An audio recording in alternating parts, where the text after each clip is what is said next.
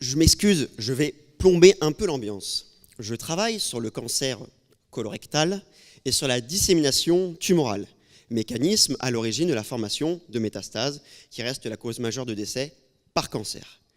Mais le cancer, c'est quoi? Imaginez une maison nommée Colomb, dans un quartier nommé Corps. Un couple de souris décide de s'installer et très vite, c'est la pagaille. Elles font des petits, elles se multiplient et se faufilent de partout. Le cancer, c'est un peu pareil. Il suffit d'une cellule cancéreuse pour faire plein de petites cellules cancéreuses.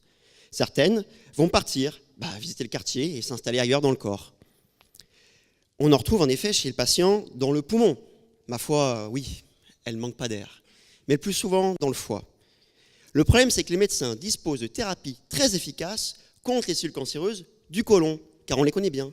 En revanche, dès lors qu'elles ont disséminé, le traitement est peu efficace, car les cellules sont peu connues et sans doute très différentes. Pour les étudier, j'ai fabriqué une souris rouge. Toutes les cellules de la souris sont rouges, fluorescentes, sauf les cellules du côlon qui sont vertes, fluorescentes.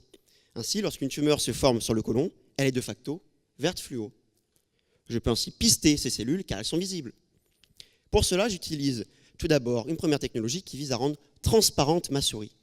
Alors, je ne l'attrape pas par la queue, je ne la monte pas à ces messieurs, je ne la trempe ni dans l'huile ni dans l'eau.